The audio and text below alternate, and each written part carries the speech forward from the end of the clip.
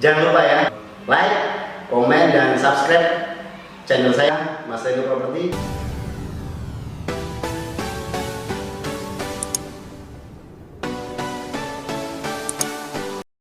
Assalamualaikum warahmatullahi wabarakatuh. Kembali lagi bersama saya Mas Reno di channel Mas Reno Property, channel yang khusus membahas seputar dunia properti, baik dari perbankan, baik dari perizinan, baik dari bagaimana cara memiliki rumah dan lain sebagainya. Nah, kali ini podcast kedua saya yang sebelumnya sudah berjalan, dan kali ini ada sesuatu yang spesial karena sesuai dengan request saya kemarin itu nama dari podcast akhirnya saya ambil nama Ngobar ya, yang kepanjangannya Ngobrol Santai bareng Mas Reno. Nah, di podcast yang kedua kali ini saya kedatangan tamu spesial, tamu yang sudah tidak asing lagi di dunia marketing properti karena memang beliau spesialis menjualkan rumah gitu seputaran di Jabodetabek. Baik, tidak perlu berlama-lama lagi, kita sambut Mas Dodo.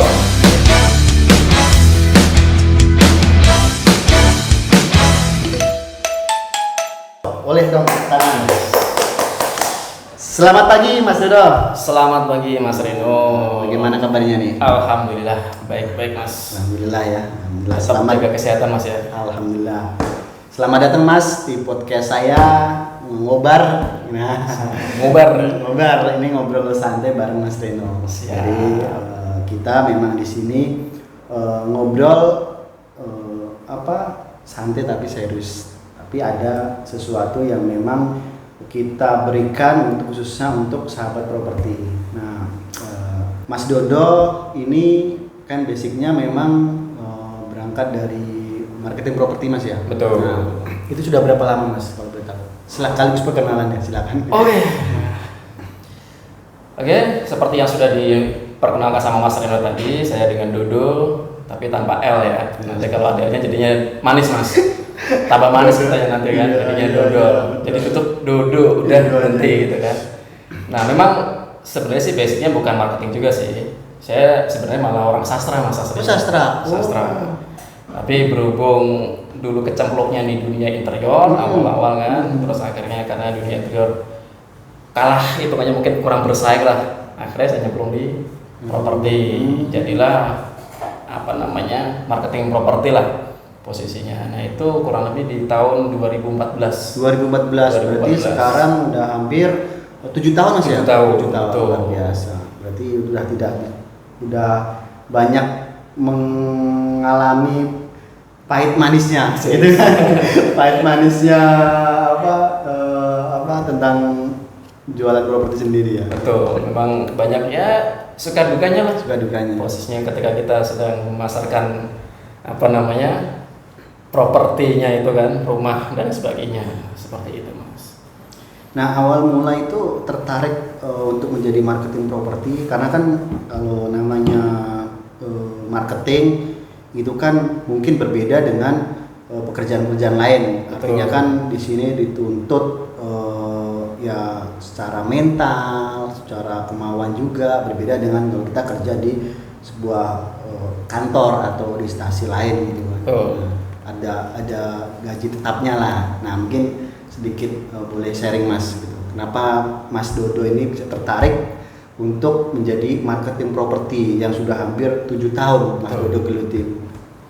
Pada dasarnya sih memang tidak terbatas di properti aja ya posisinya ya. Ketika kita berbicara marketing, sales dan sebagainya itu kan sebenarnya memang kita senang aja bergaul dengan banyak orang, ketemu dengan orang-orang baru dan sebagainya kan senang aja. Nah, kebetulan karena dulu saya awalnya di interior, yang nyambung kan memang di properti posisinya kan. Dan akhirnya sepertinya kok enakan di properti nih gitu kan. Karena kalau di interior kita cenderung untuk kerjanya itu cenderung malam posisinya.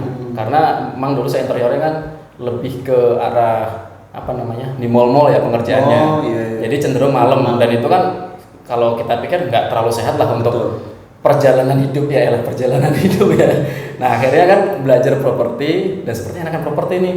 Malam juga bisa tidur bahasa gitu kan, siang kita kerja. Nah memang untuk secara umum kalau kita ngomong sales marketing pasti nggak jauh beda yang sering kita ini PHP lah. Betul.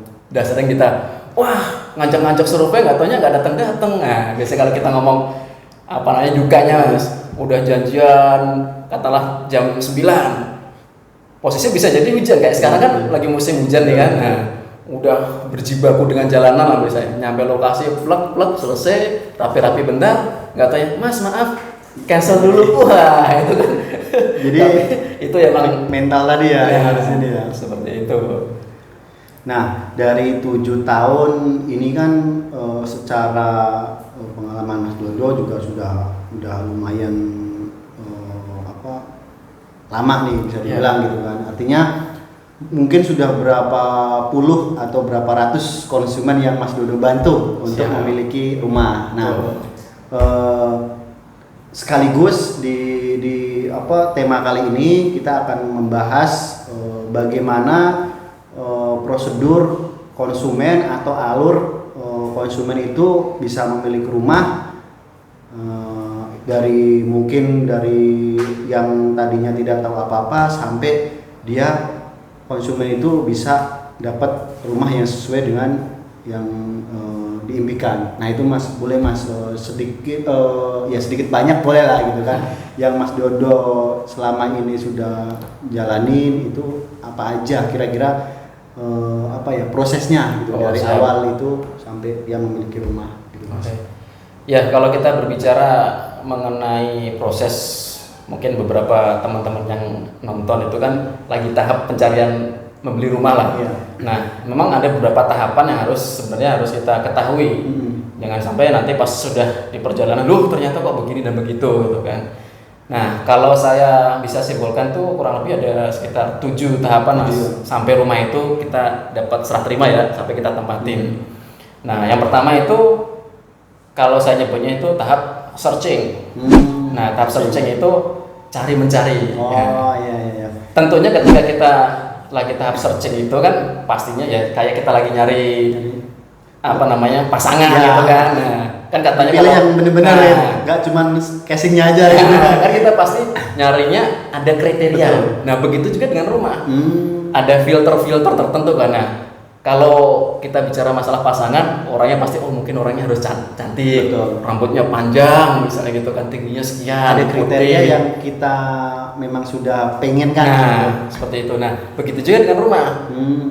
Pertama pasti kita kalau dengan berbicara dengan rumah, kita sebelum searching kita pasti ada filter kan. Biasanya kalau kita di marketplace tuh untuk biar searchingnya itu mencarinya itu lebih fokus lah. Kalau kita hanya ketik rumah di Jakarta, banyak bejibun dari harganya katalah 1 miliar sampai puluhan miliar. Nah oleh karena itu pada saat searching kita punya filternya. Pertama apa?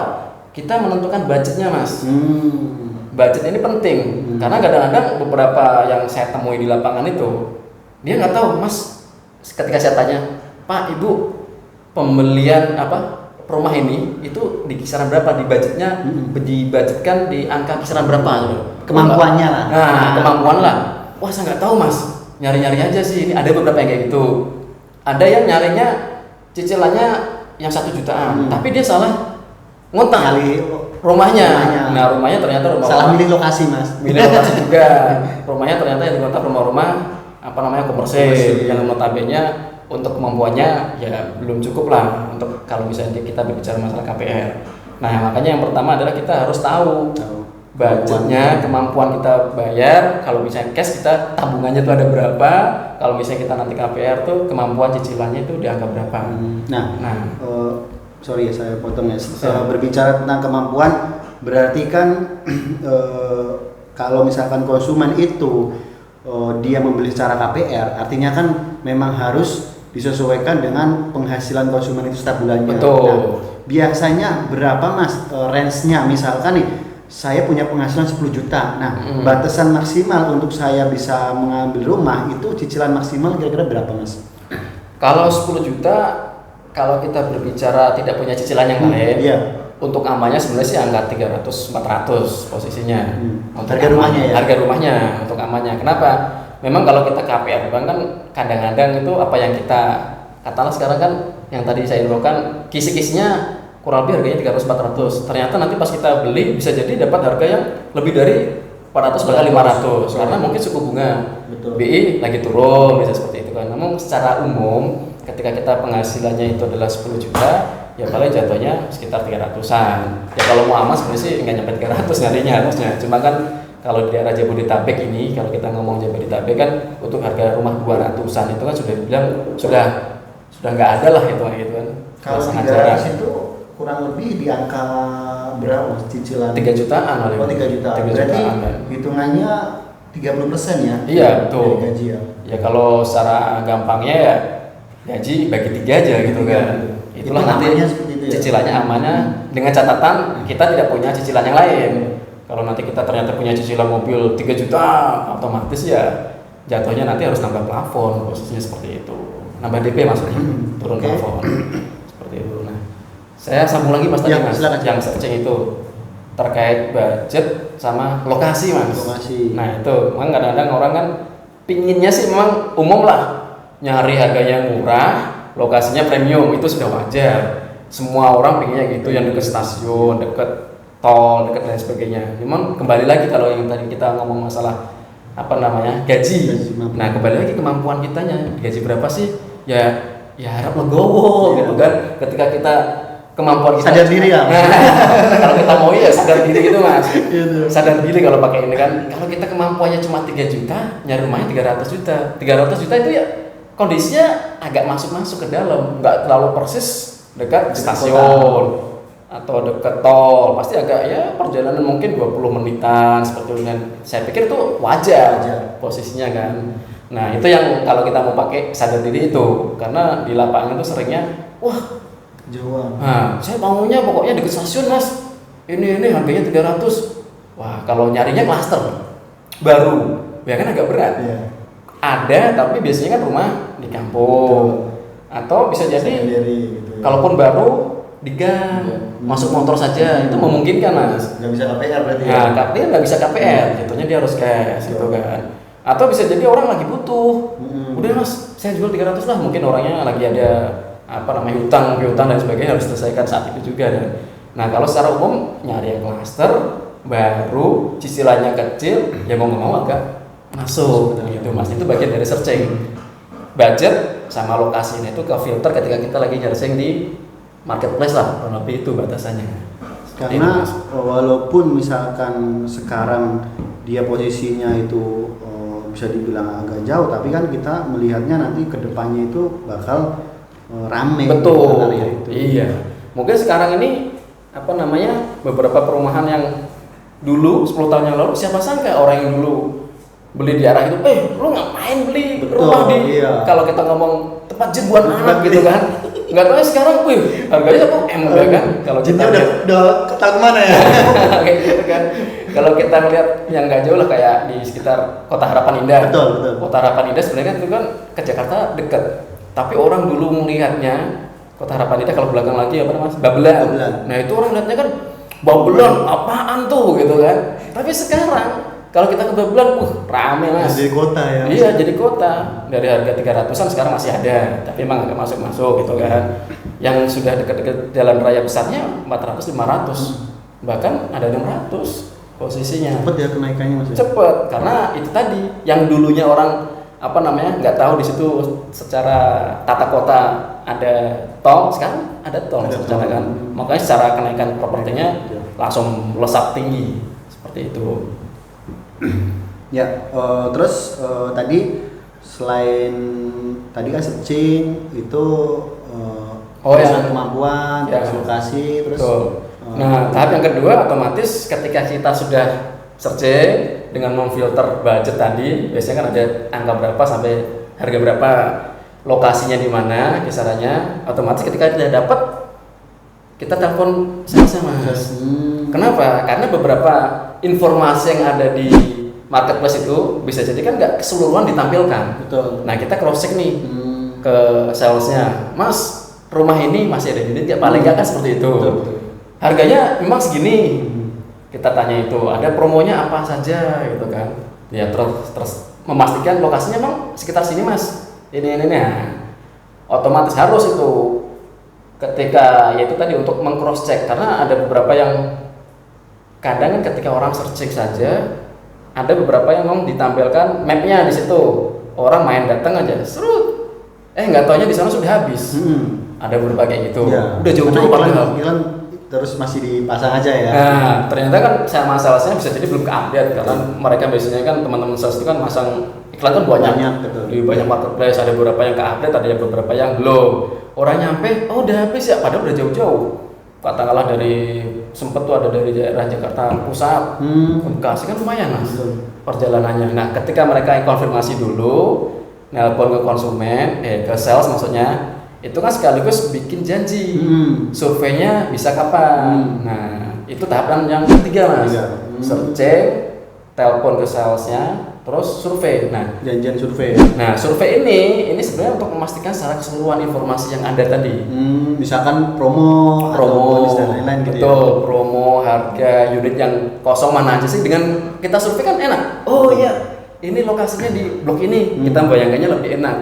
Lokasinya di sini kita bisa mengukur dari tempat tinggal misalnya mertua atau orang tua sama yang penting kan ke tempat kerja. Betul. Bisa ngukur secara lebih pasti kan daripada cuma dari map. Karena dari map kadang-kadang juga begitu. Betul. Ngomongnya sekian menit atau ini nggak taunya pas di jalanan aslinya rata-rata sekian menit jatuhnya. Nah, dengan survei itu akan mendapatkan keseluruhan informasi. Nah, karena sering gini mas, yang kadang-kadang saya ngalamin di lapangan lah, ketika orang sudah nelpon atau seringnya sih WA saja ini sudah tahu harganya, lokasinya, ancer-ancernya kurang lebih sudah. Dan yang kalau saya bilang sih agak parah, wah nanti saya cari dulu pak pembandingnya. Nah itu kan kalau mau membandingkan dengan cuma melihat harga sama lokasinya map itu kan nggak fair. Karena apa? Bisa jadi harga yang ada itu kenapa lebih mahal misalnya. Ternyata pas kita survei ke lokasinya, wah iya pantesan. Fasumnya banyak gitu kan. Fasumnya banyak, tamannya memang sudah jadi, lokasinya premium, ada angkot lewat, pantesan harganya lebih mahal dengan kompetitor yang notabene mungkin satu area tapi secara fasilitas di dalamnya kurang. Seperti itu, atau bisa jadi secara spek bangunan. Pas kita cek lokasi, oh iya pantesan ya sini harganya 400 misalnya, di sebelah 300-an. Lah speknya bangunannya begini, satu lantai tapi terasa dua lantai misalnya, cakar rayam, terus secara speknya udah spek kelas 1 lah. Nah oleh karena itu kalau mau membandingkan, nah ini sebenarnya untuk teman-teman atau ada yang sedang nyari rumah, kalau bisa mau membandingkan itu ya disurvei dulu, diskusi sama. Harus nanti ketika udah di lokasi mungkin bisa ke tempat lain, tapi kalau tidak dia udah tahu gitu. Jadi kalau kita membandingkan kan lebih secara keseluruhan informasi kan dapat mas. Oh ya emang harganya segini, lokasinya di sini, jelas tidak banjir misalnya. Apalagi kalau kita survei pas musim penghujan gini kan kelihatan banget daerah yang banjir atau tidak. Pas mau perjalanan mau ke lokasi aja udah kelihatan. Oh iya daerahnya nggak banjir. Kalaupun misalnya tidak cocok, kita cari ke tempat yang lain. Posisinya kan seperti itu. Nah bisa kita bandingkan. Oleh karena itu ketika pas tahap searching itu minimal ada beberapa unitnya yang kita akan cek dalam waktu yang bersamaan. Tapi biasanya sih kalau mau mending sekalian ketanya yang sales marketingnya itu. Bisa jadi kan mas ada pilihan alternatif yang lain nggak? Biar nanti pas kalian survei, sekalian dari yang lain. Seperti itu bisa. Oh ada bu, pak. Sekalian nanti kan, survei ini kurang ini kesono. Akhirnya nanti kan ada pilihan mana yang cocok. Seperti itu. Nah kalau sudah cocok, otomatis kan masuk ke booking ya. Nah booking itu sendiri kan biasanya kalau sudah ada beberapa pilihan unit, itu biasanya sih emang cenderung bisa jadi nggak saat itu juga langsung booking. Kalau pengalaman mas biasanya seperti apa? Misalkan apakah ketika konsumen itu survei pertama kali langsung booking atau memang butuh 2-3 kali survei untuk memastikan lagi. Biasanya sih butuh berapa kali. Berapa kali ya? Kalau yang langsung datang langsung booking itu sih bisa dibilang mungkin udah tahu area sekitar. Nah, sudah tahu. Yang kedua bisa jadi dia udah keliling-keliling. Nah, keliling ke tempat yang lain, yang ini yang itu udah kesekian. Wah, ini ternyata yang paling baik nih gitu kan. Akhirnya langsung booking. Biasanya seperti itu. Tapi kalau misalnya secara keseluruhan rata-rata sih mereka butuh beberapa hari. Karena kan ada yang kadang-kadang survei nggak langsung berdua, Mas. Katakanlah suami istri. Survei suaminya saja gitu kan. Nanti Mas ntar ya. Istrinya. Nah, ntar istrinya. Malah istrinya selesai, Mas ntar dulu ya mau ngajak orang tua gitu kan. Seringnya kan gitu. Betul. Yang di lapangan. Betul. Pas ngajak orang tua, akhirnya orang tuanya nggak setuju. Mas maaf ya, orang tua kurang seret, lokasinya ini dan sudah. Yang penting kan mereka sudah melihat secara keseluruhan lokasi, price list dan promo-promo apa saja. Ketika mereka memutuskan memang tidak cocok, ya itu hak mereka kan posisinya. Nah, secara keseluruhan memang butuh beberapa kali survei. Kalaupun nggak survei beberapa kali, berapa hari lah. Karena mungkin mereka ada banyak pilihan yang mungkin bikin bingung gitu kan. Wah, perumahan ini promonya begini Pak, misalnya gitu kan. Iya nih yang perumahan ini promonya begini nih. Wah, jadi bingung nih lah gitu. Kembali lagi. Semakin banyak yang dibandingkan, malah puyeng sendiri. Ya. Nah, makanya itu tapi kan tetap kita punya filterisasi tadi. Promo-promo ini dengan gaji kita kalau misalnya kita mau KPR itu masuk gak posisinya, atau misalnya kalau kita cash masuk gak nanti penawarannya seperti itu. Nah, ini masuk ke tahap berikutnya. Yang itu setelah tadi cocok tadi ya. Ya, cocok kan masuk ke booking. Nah, booking itu kan ketika kita booking ke konsumen, sebenarnya pas survei tadi sudah cerita ke salesnya kan, kita mau cash atau mau KPR. Nah, setelah survei, anggap langsung booking. Booking kan kita katalah mau cash berarti kan langsung dijadwalin untuk pembayaran. Nah, oke, bicara booking up, saya mau tanya ke Mas Dodo nih, apakah memang setiap kita cocok dengan unit di dalam satu perumahan itu memang wajib konsumen itu dia harus booking. Nah, terus sifatnya kalau booking sendiri itu seperti apa Mas gitu. Jadi ini kan juga sahabat properti biar paham ketika konsumen itu sudah memutuskan booking, ada konsekuensi yang memang istilahnya dia harus terima gitu, plus minusnya. Nah, boleh Mas. Nah, kenapa sih kalau mungkin teman-teman kenapa sih harus booking? Dan rata-rata mau kan booking. Udah cocok. Nah, udah cocok kenapa sih harus booking? Kenapa enggak proses dulu aja? Nah, seperti ini. Kenapa harus booking? Booking itu kan salah satunya bahwa kita emang serius. Dan itu mengikat. Dalam artian kenapa? Kalau memang bahasa kasarnya, kalau memang lu sudah cocok dengan ini, ya sudah, nggak akan kok bahasanya itu pasti mau ngeluarin duit untuk itu. Jadi itu kan ngikat unit. Kayak dilamar ya Mas ya. Nah, tapi kan gitu. Nah, kalau jangankan rumah yang kadang kita deketin cewek lu bahasanya lu mau ngajak kemana gitu kan, paling nggak minimal beliin apa, kan bahasanya kurang lebih seperti itu kan. Apalagi kalau benar-benar mau kita ikat, beli cincin, lamaran kan kurang lebih seperti itu bahasanya, kurang lebih seperti itu. Nah, booking sendiri itu kan untuk ikat unit sama promonya, karena jadi kan biar nggak diberikan ke orang lain yang memang mungkin dia cocok juga dengan betul sama gitu. Unit terklok, terkunci, promo juga. Karena saya ada pengalaman nih Mas, kurang lebih pas tahun sebelumnya misalnya kan nanya nggak booking, bookingnya tahun berikutnya. Dengan beda ini promonya udah otomatis. Jangankan tahunan, kadang-kadang bulanan aja udah berubah kan. Betul. Yang awalnya katalah free biaya, terus harganya anggaplah 300, bisa jadi promonya masih, tapi harganya Mas udah 400-an gitu kan. Bisa jadi harganya sama, tapi promonya udah nggak ada. Ataupun yang paling parah, Mas masih ada unit, udah habis Pak. Karena apa? Sakitnya di sini ya. Karena telat gitu kan. Karena terlalu banyak mikir, wah booking nggak ya. Nah, akhirnya telat. Akhirnya ya ada lagi nggak Mas? Ya belum ada Bu. Gitu kan, kesel. Oleh karena itu kita ya paling enggak kalau emang sudah oke, skema pembayarannya kita sudah cocok gitu kan dengan income kita, kemampuan kitanya, ya sudah langsung booking aja unitnya. Jadi memang wajib ya sifatnya. Wajib posisinya. Dan kalau ditanya kok hangus sih Mas? Ya kalau kita ngomong hangus ya itu sebenarnya kembali ke emang ke developernya mas. Kebijakan Kebijakan developer ada beberapa loh yang bookingnya itu balik.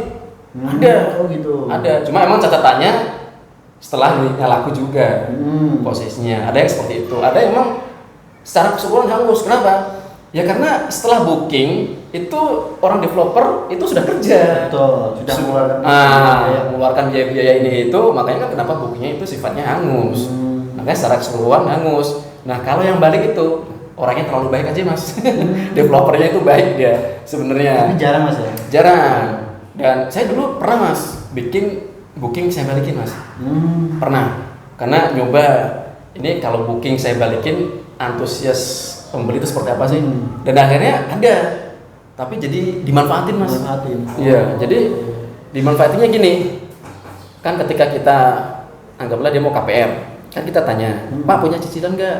Mungkin mobil atau mungkin cicilan KTA, kartu kredit dan sebagainya.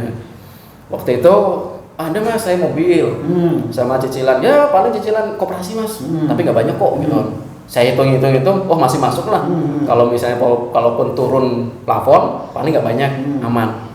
Ternyata mas, pas booking, saya PI checking kan, karena waktu itu emang saya nggak PI checking dulu, orangnya udah antusias kan, udah mas langsung saya booking aja lah, karena saking senengnya udah langsung booking, pas PI checking, ternyata nongol mas cicilan yang lain.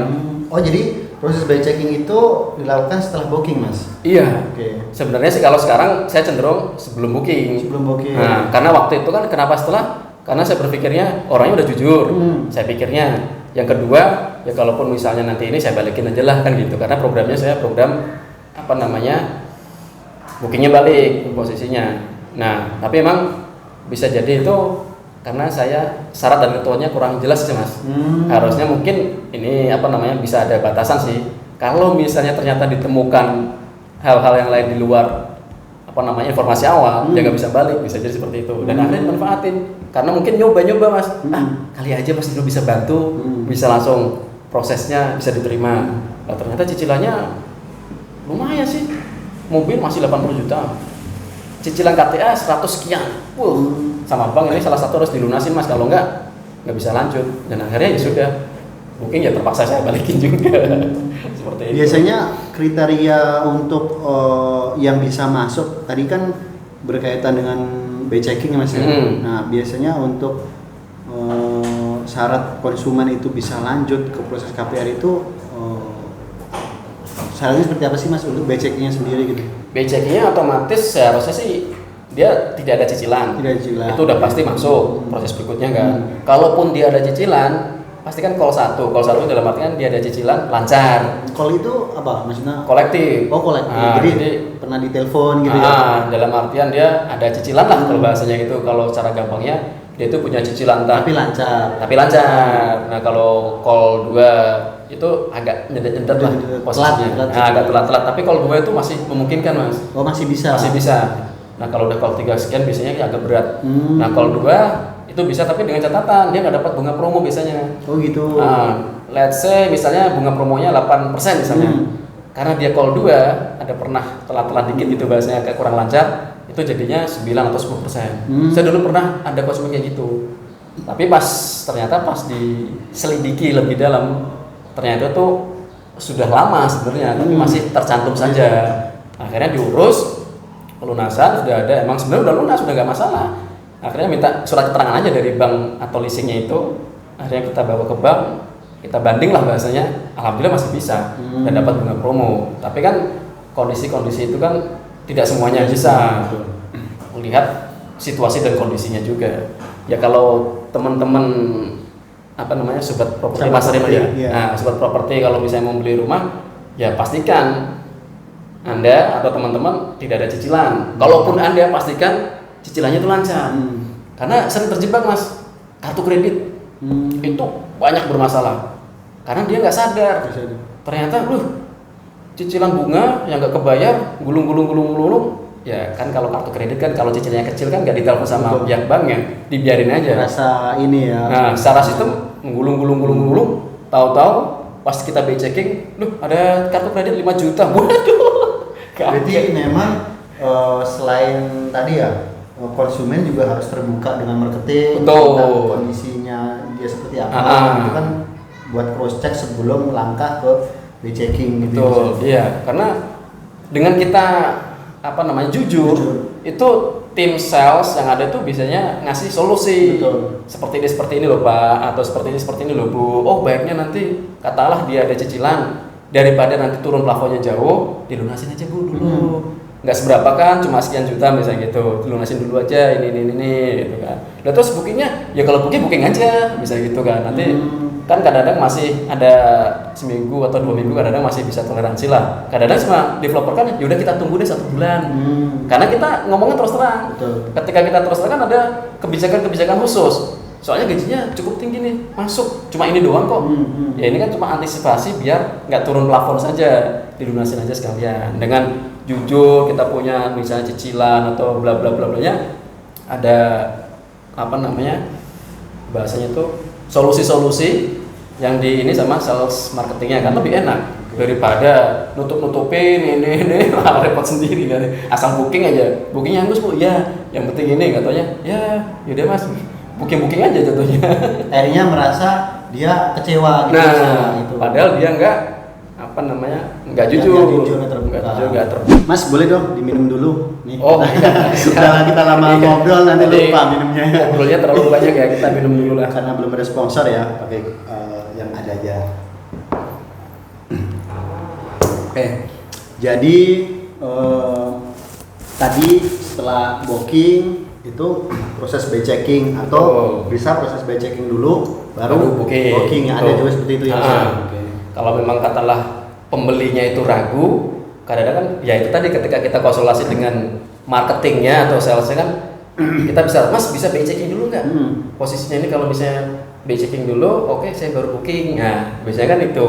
Kalau bisa pastikan dulu tentang tadi ya pekerjaannya itu seperti itu. Nah setelah itu semua kita masuk ke berikutnya Mas. Sebenarnya sih kita udah bahas tadi ya di depan ya, udah kita singgung-singgung lah terkait skema pembayaran. Itu nomor 5 ya berarti ya. 5. Nah skema pembayaran ini kan terkait kalau misalnya KPR kita hubungannya sama income tadi itu KPR gitu kan. Kalau cash ya otomatis kita udah punya tabungan kan. Posisinya atau bisa jadi di developernya itu memiliki skema soft cash Mas, cicilan bertahap. Kan bisa jadi karena ada beberapa konsumen, Mas saya nggak mau KPR lah, ribet lah ngurusinnya gitu kan, ngurusin data-data ini gitu kan. Saya soft cash aja lah atau cicilan bertahap maksimal berapa lama nih bisa gitu kan.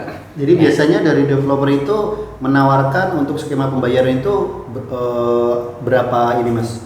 Ada berapa gitu skemanya ya? Ya biasanya sih kalau secara umum itu sih ada 3. Ada 3. Cash keras kita sebutnya kan atau hard cash itu booking biasanya seminggu atau maksimal 1 bulan dari booking sudah harus bayar lunas langsung ledung gitu kan. Cash di muka ya. Cash di muka gitu kan. Atau yang kedua kan itu tadi soft cash atau cicilan bertahap. Nah soft cash ini ini sebenarnya 3 bulanan atau ada yang ngasih 1 tahun. Oh, jadi bertahap selama 1 tahun. Iya, ada juga sih sampai 2 tahun juga ada tergantung developernya posisinya. Terus ada yang KPR. Nah, KPR ini otomatis hubungannya sama bank. Oh ya, satu lagi Mas sebenarnya. Yang soft cash atau cicilan bertahap itu sebenarnya ada beberapa yang KPR tapi KPR maksudnya KPR ya hitungannya ya. KPR atau KPR bank sama KPR ke developer. Oh, jadi ada skema. Nah, KPR itu sendiri kalau kita mau pisahkan KPR itu sendiri ada 2. Karena kadang-kadang orang tuh cenderung kalau KPR tuh pikirannya bank aja. Padahal ada beberapa developer yang kalau kita kenal developer yang syariah lah, itu kan KPR-nya KPR ke developer sendiri, yang memungkinkan sampai 15 tahun ada beberapa itu. Namun memang kalau KPR yang syariah itu memang karena tidak pakai bank ya memang harus hati-hati gitu kan. Tapi sebenarnya rekodnya si developer itu ya. Tapi memang kalau secara umum sih ya developer konven yang pakai bank juga kadang-kadang kalau memang nggak benar juga nggak benar ada seperti itu. Cuma emang alangkah baiknya ketika nanti mau KPR bank ataupun developer sendiri itu emang harus dicek secara detailnya, track recordnya dan sebagainya lah seperti itu. Kalau mau cicilan soft cash atau cash keras, apalagi kalau cash keras kan kadang-kadang belum ada bangunannya karena termakan promo yang ada, mau bayar cepet aja nggak taunya secara legalitas tanah belum dimiliki sama developer gitu kan. Jadi itu juga penting harus memastikan dulu ya. Betul. Nah makanya kan itu yang tadi kita singgung harus disurvei, konsultasi atau diskusi dengan sales marketingnya. seperti itu. Karena biar dapat informasi utuh, kurang lebih seperti itu. Nah, lanjut yang ke berapa tadi 5 ya? Yang ke-6 otomatis kan akad. Nah, akad di sini kan itu setelah proses proses tadi ya, melalui pemberkasan dan juga wawancara. Artinya sudah dapat persetujuan dari bank ya. Betul. Nah, kalau akad di sini kalau saya bukan hanya KPR-nya Mas. Sebenarnya kan akad jual belinya. Betul. Posisinya ketika tadi kan booking, itu kan baru sebatas booking. Kalau kita pakai cash keras, otomatis nanti kan ada akad cashnya itu. Setelah katakanlah seminggu setelah booking, misalnya kesepakatan itu 1 bulan maksimal, otomatis kan pembayaran. Nah, itu akadnya apa? Dengan PPJB. Biasanya kan ada yang PPJB apa itu Mas? Apa namanya? PPJB apa itu? PPJB itu perjanjian pengikatan jual beli. Perjanjian pengikatan jual beli. Nah, itu. Jadi ketika kita pembayaran jebret cash, kita ada PPJB itu kan. Jadi itu pegangan kitanya Mas.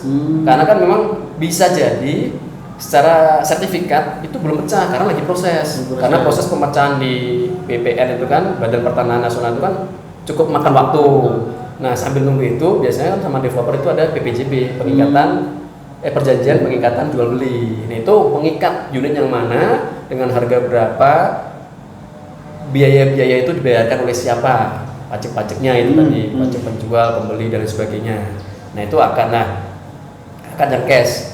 Begitu juga dengan yang KPR. Kalau KPR otomatis kan ketika sudah disetujui sama bank, itu akadnya ini kalau KPR bank ada 2 jenis Mas. Akad inden yang otomatis bangunannya belum ada. Biasanya sih baru pondasi saja. Oh, itu bisa ya? Bisa. Itu karena tergantung perjanjian sama banknya. Ketika banknya oke dengan itu ya bisa akad inden. Yang kedua akad ready stock. Nah, ini juga teman-teman juga harus tahu ketika nanti survei nanyain akadnya ini nanti akad apa. Karena kan otomatis terpaut dengan cicilan kita nantinya. Betul. Ketika sudah akad otomatis kan argonya sudah jalan kan hitungannya, sudah mulai cicil di bulan berikutnya biasanya. Nah, kalau kita tahu nanti akadnya inden Pak, berarti udah otomatis berarti nanti rumahnya belum jadi dong. Memang belum jadi Pak. Tapi udah harus cicilan. Nah, itu kan plus minus. Ada yang mau, ada yang enggak seperti itu kan. Nah, itu harus ditanyakan ke developernya. Namun memang secara keseluruhan sih beberapa akadnya itu ada yang secara keseluruhan ready stock. Karena untuk memberi jaminan lah bahwa emang unitnya sudah ada. Terus kalau misalnya bahasa kita akad juga yang setelah akad itu bisa langsung nempatin bahasanya seperti itu. Jadi yang poin ke-6 itu tadi akad baik cash keras PPJB atau yang KPR. Nah, kalau untuk PPJB itu memang harus ada pihak ketiga, dalam hal ini notaris, atau bisa dilakukan antara konsumen dengan developer Mas? Itu sebenarnya sih tergantung sih Mas. Kadang-kadang ada beberapa developer yang memang pasti pakai notaris. Betul. Karena apa? Memang untuk meyakinkan konsumen. Iya. Ada beberapa aman lah karena udah pakai notaris kan lebih secara legal lebih terjamin gitu kan. Ada beberapa yang nggak pakai notaris, antar developer saja. Tapi itu sebenarnya kesepakatan saja sebenarnya. Nah, kalau misalnya dari konsumen pengen notaris, biasanya kan ada keluar biaya. Betul. Nah, tergantung biayanya mau di cover sama developer atau dibagi nih. Biayanya 1 juta misalnya.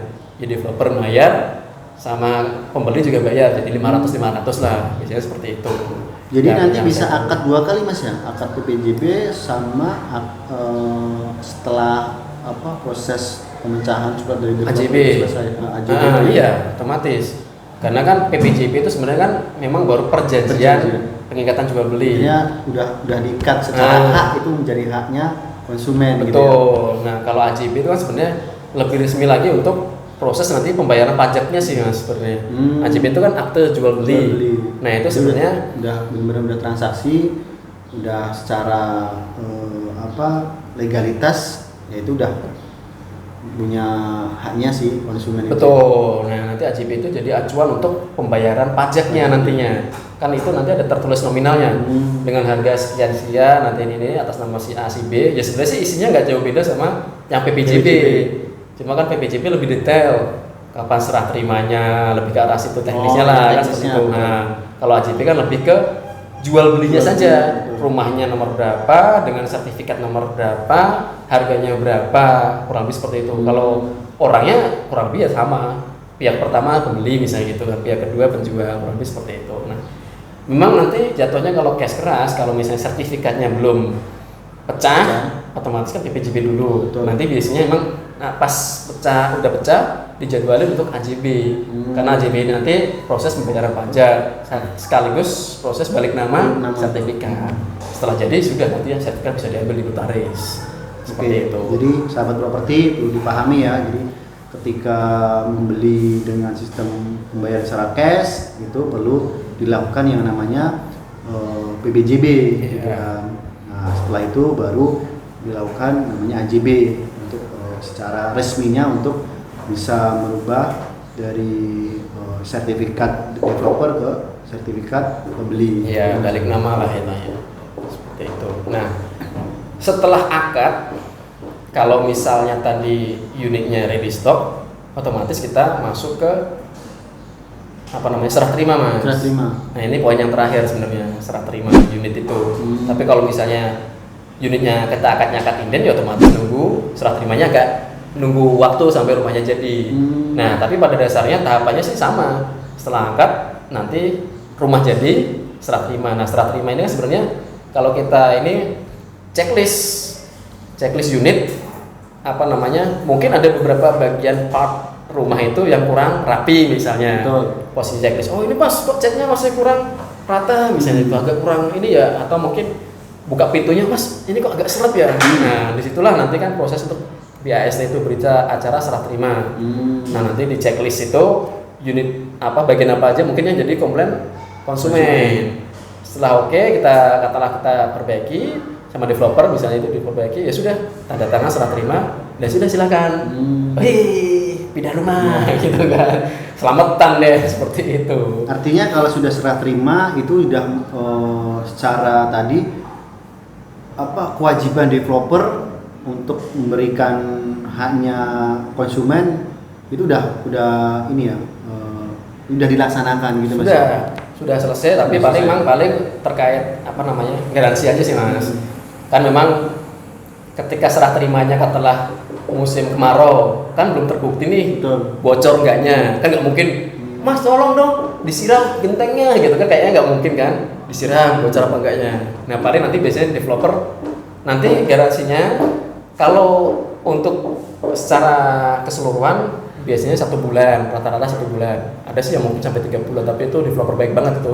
Ada yang nanti kalau terkait bisa mas, kalau terkait hujan bocor, nanti ketika pas musim hujan ternyata ada bocor, tetap kita cover. Ada yang seperti itu. Itu biasanya garansinya itu apa aja mas? Yang di cover secara dari developer ataupun memang ada di perjanjian itu? Paling sih sebenarnya secara keseluruhan lebih ke bocor enggaknya sih mas. Kalau masalah tembok apa sebenarnya kan ya itu aja. Kadang-kadang kalau gumpal kan bisa jadi salah dia sendiri. Secara keseluruhan sih atap lah, atap, ya. Bocor enggaknya. Terus kalau ini paling mungkin di lantai mas. Lantai kadang-kadang kan kalau misalnya pengerjaan tukangnya kurang bagus, tahu-tahu tuh kayak ngangkat. Nah, paling di situnya juga harus di cover juga kan. Seperti itu aja sih. Selama masa garansi itu memang si konsumen berhak ya? Iya, berhak. Malah ada beberapa yang walaupun secara tertulisnya katakanlah 1 bulan misalnya, karena developer itu masih di situ, pemasarannya juga masih lumayan banyak. Kadang-kadang juga karena developernya baik, meskipun dia sudah tinggal itu setahun, masih aja di cover. Ada beberapa yang kayak gitu, karena developernya mungkin ya sudahlah nggak apa-apa, cuma ini aja kok. Ya baiklah hitungannya dia seperti itu. Oke, itu beberapa poin-poin yang mungkin tadi disampaikan. 7 poin yang terpenting dalam hal konsumen sebelum memutuskan untuk mencari hunian atau mencari rumah. Ada faktor-faktor yang perlu diperhatikan. Itu yang pertama tadi secara pencarian penting. Terus ada selanjutnya konfirmasi ke sales atau marketingnya ya. Betul. Baik marketing yang memasarkan atau marketing yang in-house di situ. Ya, terus yang betul. ketiga dilakukan survei atau kunjungan ke lokasi untuk memastikan proyek itu benar nggak sesuai dengan yang diiklankan. Betul. Gitu. Terus unit-unitnya, promo-promonya biar tahu update-nya.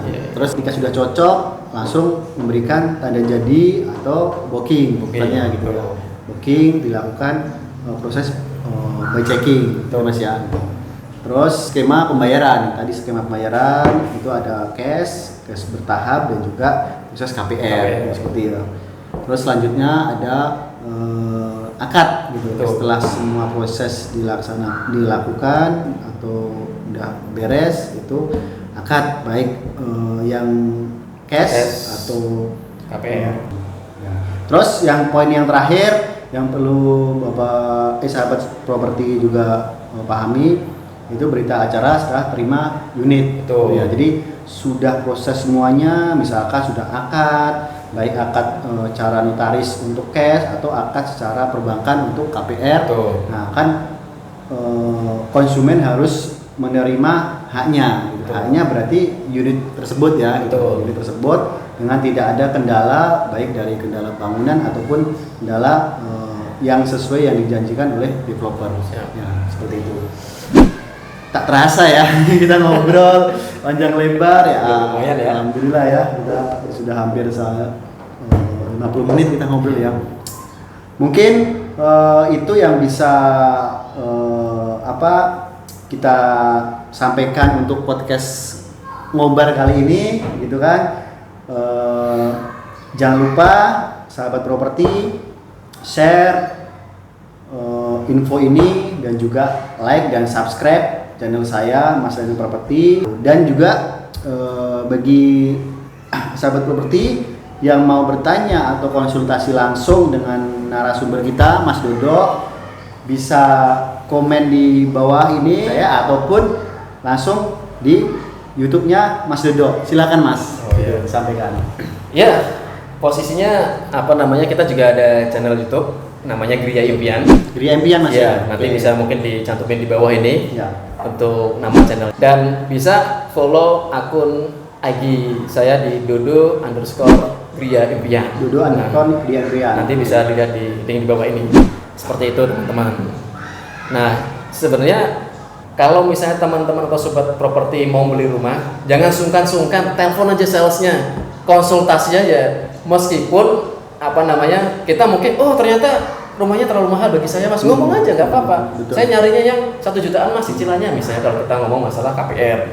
Saya nyarinya cicilan 2 jutaan, 3 jutaan, ngomong saja. Karena biasanya sales marketing itu tidak masarin satu rumah, ada beberapa rumah yang dipasarin. Nah, dengan ngomong santai terus terang nanti bisa dikasih solusinya.